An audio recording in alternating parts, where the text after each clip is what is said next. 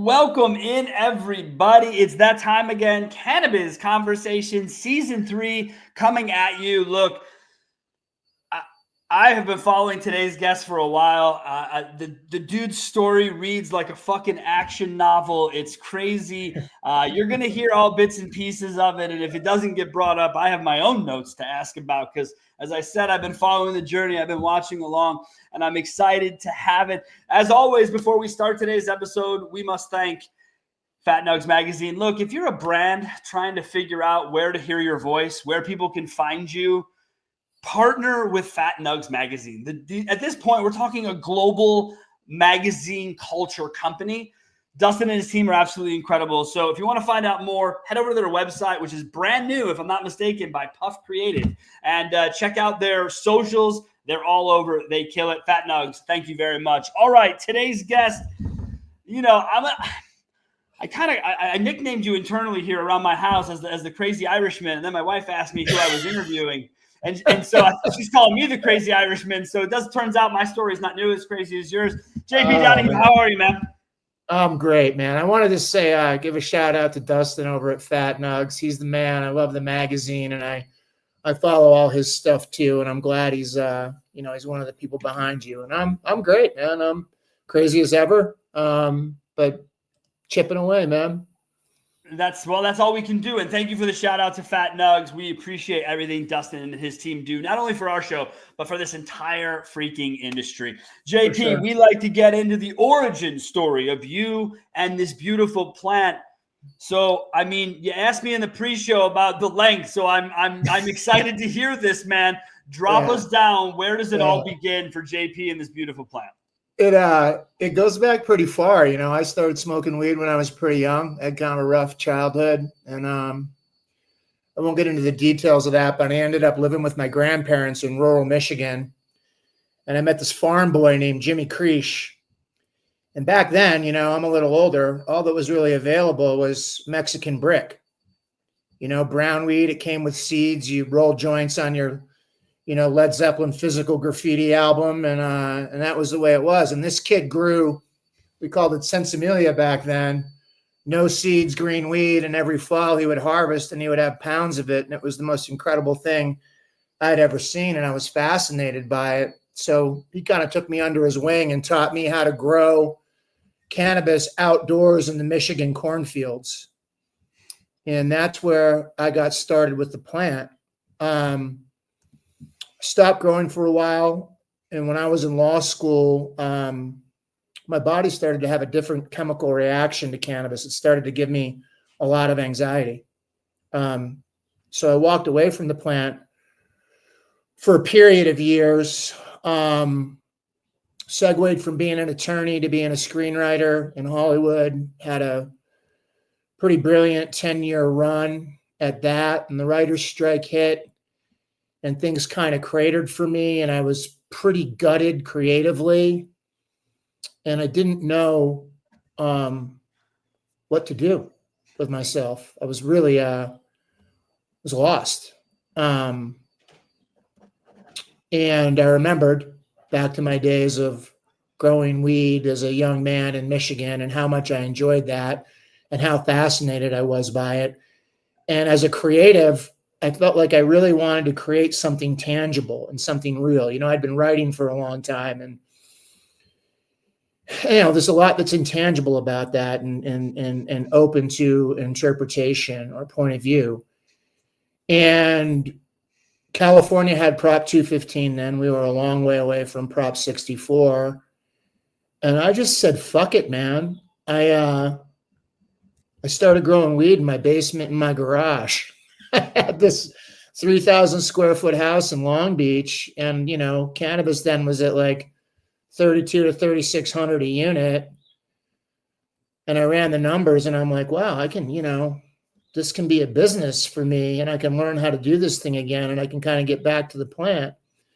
And so I did, and boy, I did it. I didn't learn from anyone, self-taught again. Growing indoors instead of outdoors, totally different animal. Did it as many wrong ways as you can possibly do it. Blew run after run after run after run. fail. What saved me was actually, the counter at Green Coast Hydro, where all the local farmers would kind of hang out and swap stories, and the guys there would give a little guidance. And I finally got my systems dialed in, finally got things working, finally got that garage and basement popped off, rolled that into a warehouse. And then I started doing mobile automated grow houses on scrap double wide trailers. And I got a 5-acre property in the middle of the Mojave Desert, and I started pulling scrap trailers out there and building these greenhouses. And it was a pretty remarkable project until the Mongols got wind of me and San Bernardino County changed the laws for unincorporated areas. And I spent the last couple dollars in a loaded 12 gauge. No bueno. And a homie from the OC hit me up, and he had a line he was on the waiting list in Santa Ana for a retail license. They were opening for rec. He asked me to partner with him. So, and I needed to get out of the desert. So I got my last run out, left that property, never looked back, did the licensing work as an attorney for what ultimately became Tropicana. And my then partner and I created the Tropicana brand, marketed the Tropicana brand. He handled operations and infrastructure. And within 2 years, we had, top 5 dispensary in the OC, 600 to 1,000 visits a day, 20 million a year in gross. And then I almost died. Doctors found a genetic defect in my heart, and I needed emergency open heart surgery, and everything changed. But that's my origin story, for whatever it's worth. For whatever it's worth, man. There are so many things in here that we are going to circle back to. Let's go back to the beginning here. You learning to grow outdoor in obviously the Midwest. So you've got Midwest weather to contend with. You've also got Midwest sort of prohibition at its heaviest, likely during this time period. Talk to me about what the setup was. How deep did you go into the fields, man? Because again, I grew up in the Midwest. We all have our deals. How were you kind of learning in this lab? What was the positioning of it? And did Jimmy own this land, or was he doing it on land that was large enough he knew no one would notice it? No, so Jimmy grew all over. He also grew not in cornfields, but the technique he showed me was cornfield centric. And what was kind of brilliant about it is it was really set it and forget it. So there were railroad tracks that go through these rural communities. And when I mean these are rural communities, like this was a one stoplight, one gas station, one grocery store town. Yeah. There were 40 kids in my graduated class, when I graduated high school, 40 kids in my class. I mean, it was literally, BFE, middle of nowhere. So there's a train tracks running through these towns. And a lot of times behind the train tracks, you have cornfields, and the train tracks have access roads. Right. So what you would do is you would do a bunch of seed starts in peat pots. Maybe you'd do 100, 200, 500 seed starts. And then you'd put them on a piece of plywood in the back of a van. And then you would drive down these access roads along the railroad until you got to the back of a cornfield. Then you would walk into that cornfield, but you'd have a piece of paper and you'd create a map. So it'd be like, okay, entry point, 4 rows in, 15 plants in, you knock a plant down and you drop a weed plant in. Another key to this is you got to wait until after the 4th of July because the corn is knee high at 4th of July.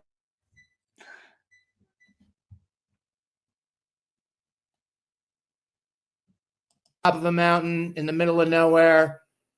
I am on Starlink internet and it gets a little spotty. So I'm sorry. Sometimes I'm going to come in and come out, but I love where I am and I wouldn't change it for anything. Anyway, back to the cornfield. So we create this map. Some guys would plant a huge weed patch in the middle of a cornfield, but that could be seen by aerial surveillance. It could be spotted by the farmer really easily. So we would just create this sort of maze of weed plants that were all like 10, 15 plants apart throughout a whole field. You'd have a map and then you just go home and you wait until fall because they have to irrigate and fertilize the corn. And you'd come back in October and you'd get your little map out and you'd walk through your field and you'd pull all these weed plants and you'd put it in the back of your truck or your van. my last harvest, this is a really crazy story. Before I went to law school, we were out in the field and I had parked at this abandoned farmhouse, and we were walking out with probably 50 pounds of freshly cut weed. And I saw this like glistening through like the brush. And I had already been an Army Ranger at this point. So I put my partner in the ditch and I low crawled up through the sway like surveillance. And the police were actually putting my car on a flatbed. I was like, oh no. So we hid in a culvert for like 5 hours, like the concrete culvert, because we were waiting for helicopters and dogs, and we're sitting in water. We didn't know what was going on. And finally, like no one came. We realized maybe we were clear, and the car just got towed.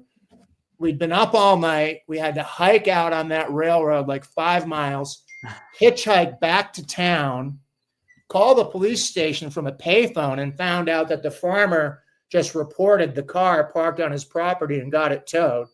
Went and got the car out of the tow yard, ran back to the field, but we still didn't know if we were being followed. So I jump out of the car and I hide in the ditch. My partner drives my car around the field like 6 times to see if anybody's on us. Nobody's on us. We pull the weed out, we throw it in the trunk of the car, we take it to Detroit and into my apartment where we cured it. And that was my last run until I went indoor in my house in California. I'm so glad we circled back to that. First of all, I love the plotting map. A buddy of mine really did something very similar, and it's kind of like it's like the game of Battleship. It's like you got to know how many 3 across, how many over, and he was really solid about it. So he really paid a lot of attention to detail, and that's what it takes for that. So all right, so I called you the Crazy Irishman, but it sounds like I'm going to just call you the Breaking Bad of weed. Why don't you talk to me about the desert and the automated trailer greenhouse system? First, just talk to me about when you kind of had an aha moment of like, whoa, I'm actually into something. This is something that I could do. And then what does it look like? Like, what are we talking about? Is it just simply call a guy, pick it up and drive off? Like, JP, I got to hear all about how we made these mobile grow houses. It's wild. It happened like a lot of great things that happen by mistake. So I had a warehouse in Huntington Beach, and I was in my first run, and the electrician that I hired blew the job, and he shorted the whole industrial complex. And, I had a sizable amount of money invested in that project, and I got a call from the property owner who just immediately asked me point blank, are you growing marijuana on the property? And I was like, yeah, I am. Prop 215, I have the recommendations to support the grow. And he's like, well, we don't allow that there. Could you meet me at the property and do a walkthrough? And I'm like, sure. What am I going to do? I can't hide from it. Yeah. Got to face it head on. But for sure. I wasn't sure. I asked him if this was a setup and, he was going to have police waiting for him. He said he wasn't. I wasn't sure. So I went with friends who dropped me off a little ways away and watched to make sure I didn't get picked up. So if I did get picked up, I could get bailed out quickly. It was just him. He went through the grow and he saw how meticulous I was and how organized I was. It was one of the most beautiful grows I've ever built. I explained to him the problem with the electrician. He actually let me finish my run and get it out, which I did. I think in part because I had to pay him for damages to the electrical panel, and he wanted to make sure I was cashed up. And then I didn't have anywhere to go. And I had a friend with a property in Lake Paris who was doing an aquaponics project for vegetables in this scrap double wide trailer that was on his property. And he wanted me to come take a look at it. So I drove down and I took a look at it, and I was like, he wasn't doing anything the right way. Aquaponics was shit. Everything was covered in bugs. Plants were dying. The greenhouse wasn't executed the right way. It didn't have ventilation. It didn't have cooling, but the light went on immediately. I was like, holy shit. This was way before things had gotten to like a massive scale commercially, and we had glass house with like millions of square feet of canopy. This is when the things were still small, when like 50 lights was still something. Yeah. So I came onto his property, and I'd never done greenhouse before, and certainly never on trailers. But I was like, okay, I'm going to knock this thing down to the deck, waterproof everything. I'm going to it's off of scrap pallets with casters from Home Depot. I'm going to drain everything to this tank over here and pump it over here. I'm going to buy prefab garage frame to fit this double wide. I'm going to screw Solex onto it as greenhouse material, and I'll use evaporative cooling because we're in the desert. And, it took a little trial and error, but I popped the whole thing off and it worked really well. And I actually sold every stick of everything I grew there for top shelf indoor prices at, 30 to 50% cost savings. And once I had proof of concept, I took some investment capital in, bought the property in the desert, pulled 4 trailers out there and launched that project. So the idea was proof of concept. And then I really wanted to deploy the greenhouses to licensed real estate that lacked infrastructure for cultivation. Because then, there was shit going on in Desert Hot Springs. Yeah. People were popping things up, but they were taking 2 or 3 years to build a building. And I'm thinking, well, I partnered with a trailer manufacturing company. I could drop 4 of these on site every day, 365 days a year for about $30K a piece. And I could literally turn anyone on overnight. So I'm still beta testing on this property and flipping the packs that I'm growing on the property to sustain the business. And then another electrician, I don't know what it is with these electricians, but I hire another electrician who's local because I can't get my guy.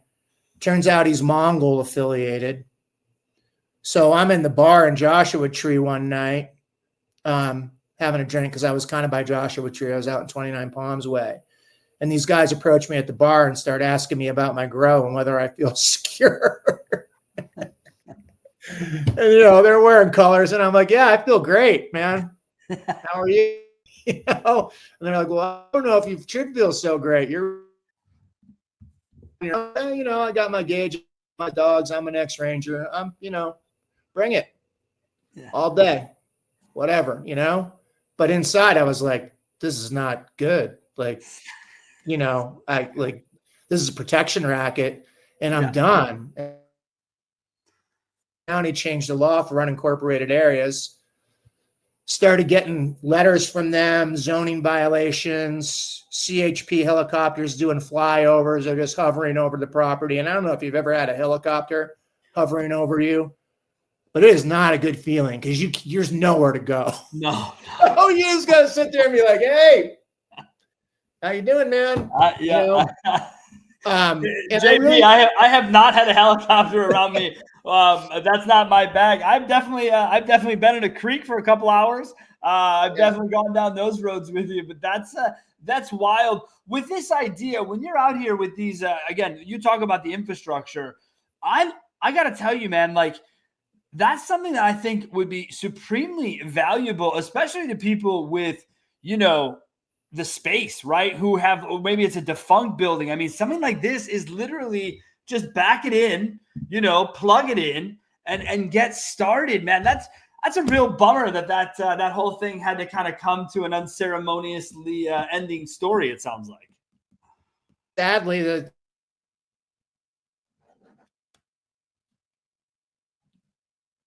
Costa Rica and Elon Musk, blame Costa Rica and Elon Musk for his shoddy Starlink thing. He's probably going to cut our budget too.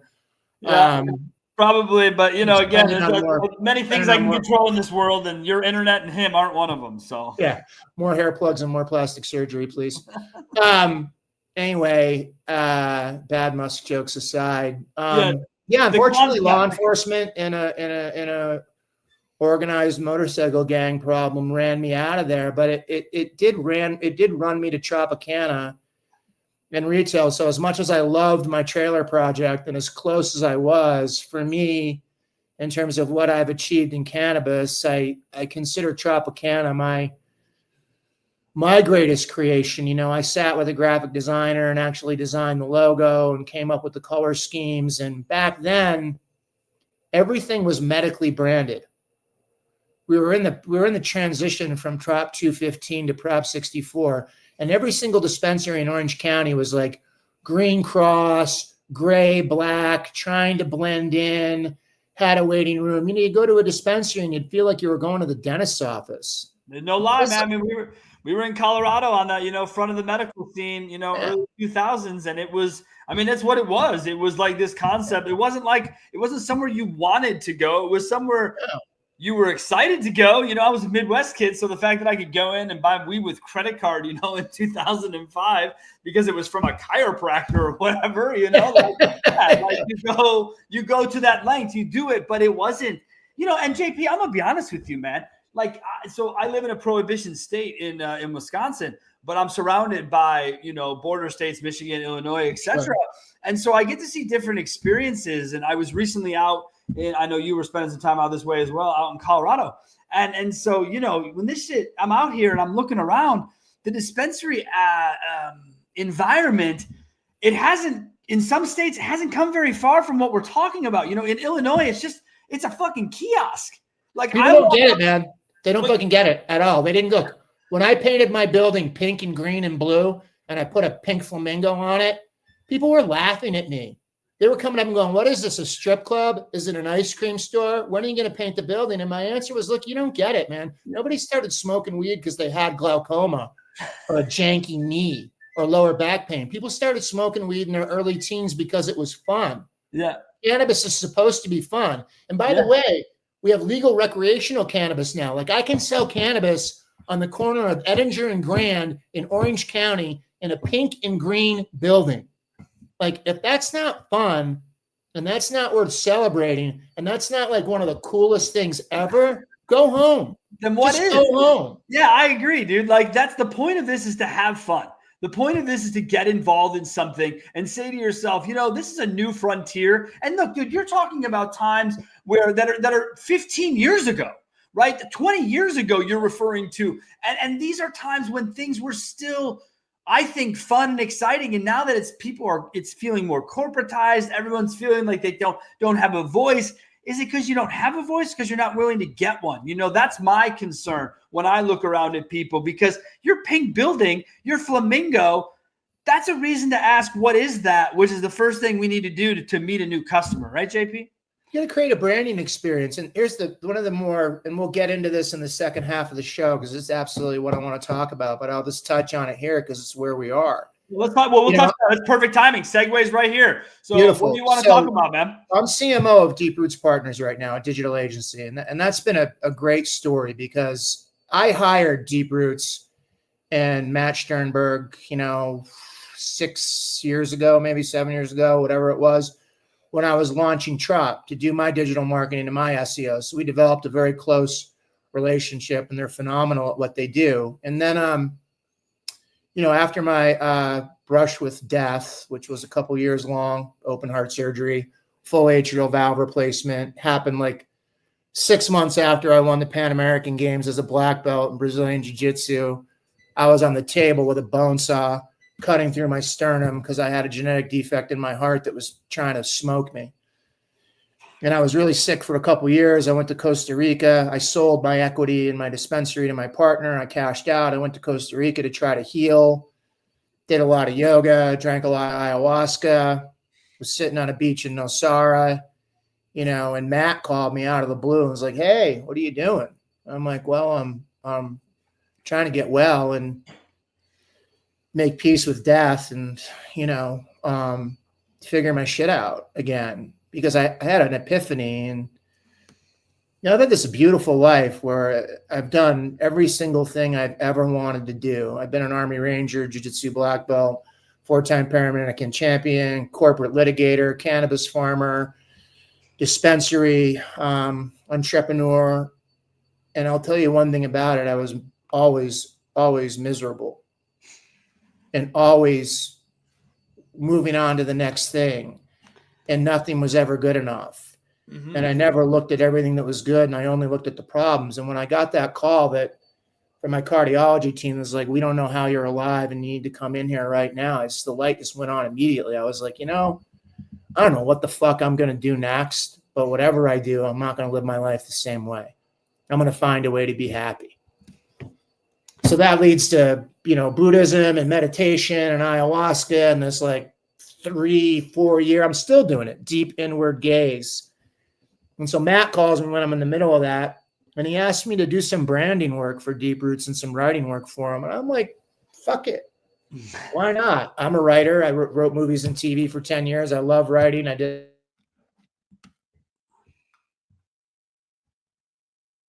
that eventually evolved into me becoming CMO.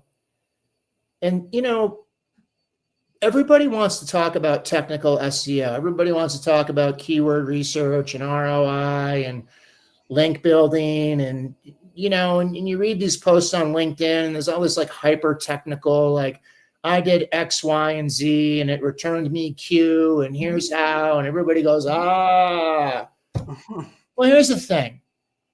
If you don't have a brand, you have nothing to market. Period. Full stop.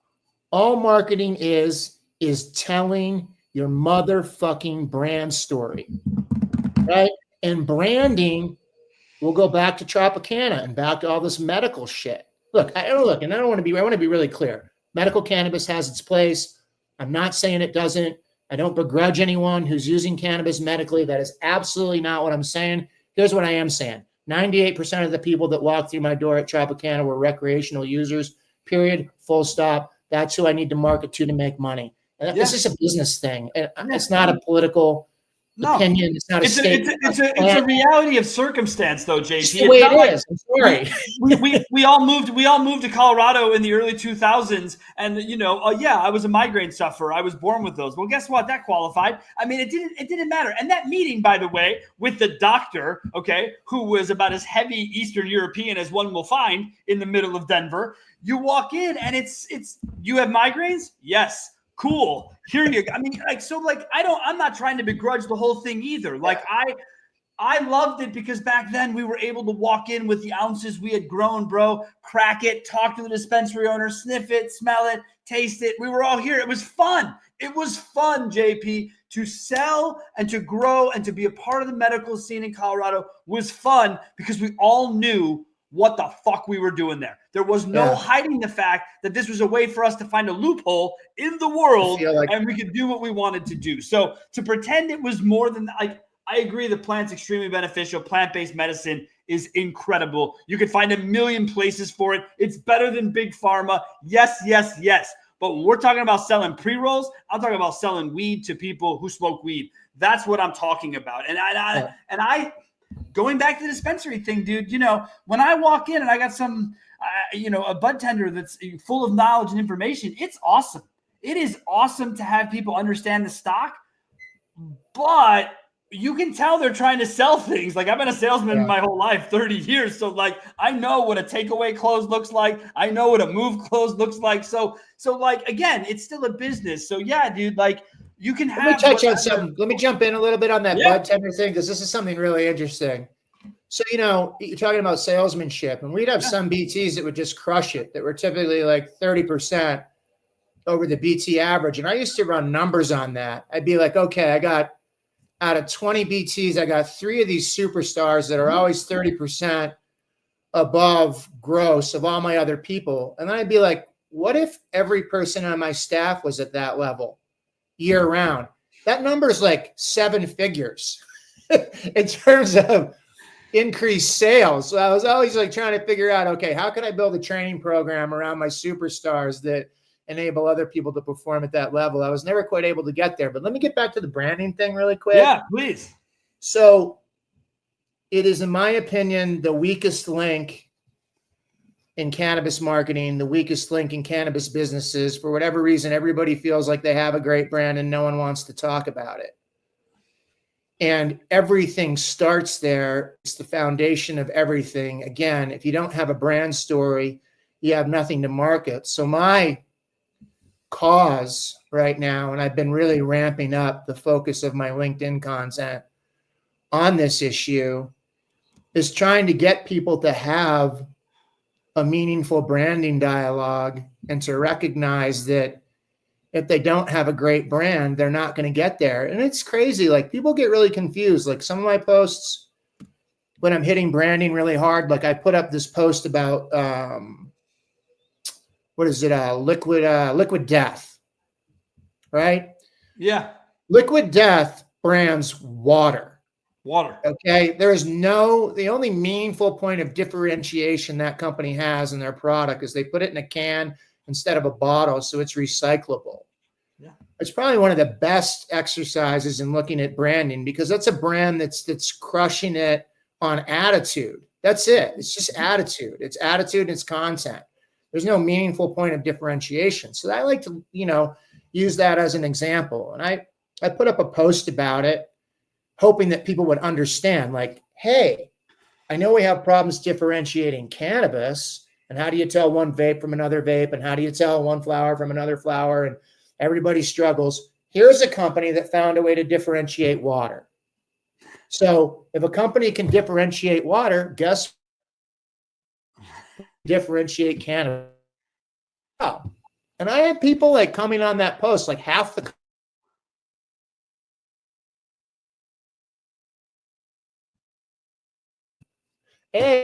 you don't get what the post is about.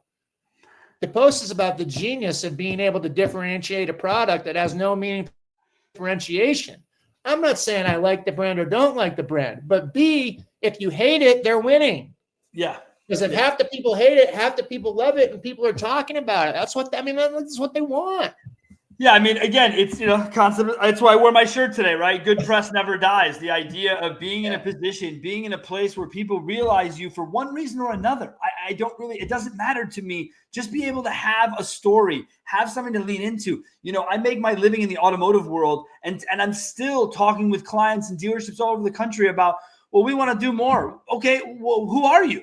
Like, you can't just say we sell cars and we service cars, because no shit. What else do you have for me that like talks about customer experience or who we are in the community, whatever it is? Like, find a way to not be everybody else. So yeah, even in a fucking 150-year-old business, in the car business, they still have really not a great clue of it.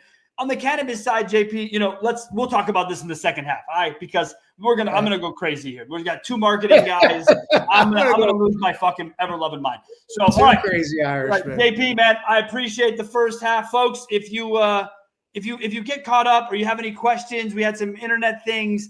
Hit either one of us up on the show link as it comes up. We can clarify anything. But JP, man, this is a great first half, and I love the idea of talking about branding and cannabis storytelling in the second half. And we might touch back on that sales training thing, man, because funny enough, I just kind of got myself involved in that in cannabis, and I think I might have a route for your brilliant ideas. So we might have more to talk about, but we'll do that on the second half. Folks, as always, thank you, Fat Nugs Magazine, for all that you do for our community, for this show, and for every mom and pop small person business running. These guys got your back. If you're not a brand partner, reach out. The value and reach is phenomenal. Okay. You want to talk about a story? You want to talk about a brand? You want to talk about people who get a magazine? They're printing magazines, JP, in 2025, and they're fucking killing it. I love the project, man. It's amazing what they're doing over there. I follow them all on LinkedIn, and I'm just the biggest fan ever. And everybody involved is so cool and so plugged in. It's brilliant. That's how you sell stories and tell the brand right there. So, all right, everybody, thanks a lot. We'll see you on part 2. And remember, our goal always is to remove the stigma and uplift this plant. Thanks a lot. Have yourselves a wonderful day. We'll see you for part 2.